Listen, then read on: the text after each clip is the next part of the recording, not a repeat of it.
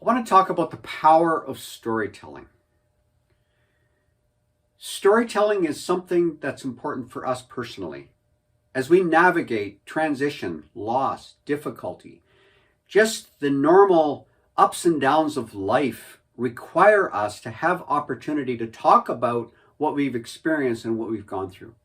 Churches that are in transition need opportunity to tell their stories. And we're talking about individuals in that community telling their stories. We're also talking about the corporate story, opportunity for that to be told and for there to be listening and interaction. And it's very powerful what happens when stories are told and people are actually listening to those stories with empathy and understanding and patience. I want to answer 3 questions very simply. Why tell stories? How can these stories be told? And when should these stories be told? To answer that first question, why should we tell stories? I've been doing some reading, actually listening to Kurt Thompson, one of his books. And in The Soul of Shame, he makes this quote. He said, as we tell our stories to others, to the degree that they are attuned to us, our story is modified. A little bit later on, he says, in this way, good listeners energize the storyteller and so encourage the story to be told more faithfully. One of the phrases he uses is, when I listen to you, listen to me, something happens, something good happens. So why storytelling? Because we are transformed by the telling of our stories, by the getting outside of our head into a conversation and allowing others to hear us tell our story. That helps change the story, modify the story so that it's more true and more faithful to the actual story. So that's why we need storytelling to facilitate storytelling in our ministries and in our own lives with friends and family and those that we care about. Well, how do we do it? What are some ways that storytelling can be facilitated and encouraged in our own lives and in the lives of the congregations that we serve and are working with? We can do it one-on-one. We can do it in group gatherings, in round tables, or in circles where we simply have a question and then we allow people in a guided process, when you do it as a group, to tell the story and let other people listen and train them on listening so that they don't have to jump in with their version. They can have their turn later on. So the how can be done in many different ways. I know personally, I have sometimes found ways, creative ways to tell my story. Even last week, it was my wife's, would have been 60th birthday on November 11th. So I told that story again in a blog, in an email, put it on social media, and was able to be heard as I told that story and found that people were also encouraged by me telling, and it opened the door for others to tell their stories. Well, when do we do this? The stories need to be told when the stories need to be told.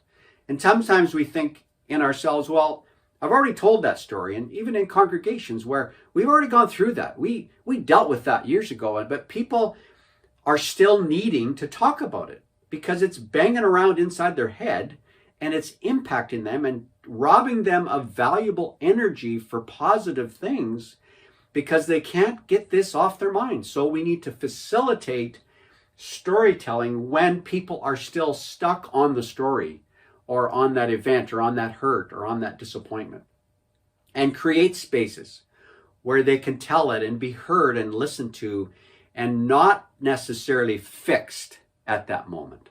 A time comes for those conversations, but the storytelling allows things to become clearer in people's minds, not only in the mind of the storyteller, but in the mind of the listener as well. The history wall is a great opportunity for the when of the storytelling. And in transition, that's near the beginning of the transition, that closure, time of closure, when storytelling is so important to be able to allow the congregation, the people, the individuals to speak about what they are feeling, what they're experiencing on the inside. In the work I do in grief and loss, we really differentiate between grief and mourning. Grief is the internal reality of what we're feeling and sensing. Mourning is the external expression of that. And I'm coming to realize, those two are needed to work in partnership with each other. And I think storytelling can be a great way to facilitate the mourning as a ritual to get outside, out into the open, what's going on the inside. A couple questions for you as I wrap this up. When was the last time that you were really hurt? Because all of us have stories we need to get out.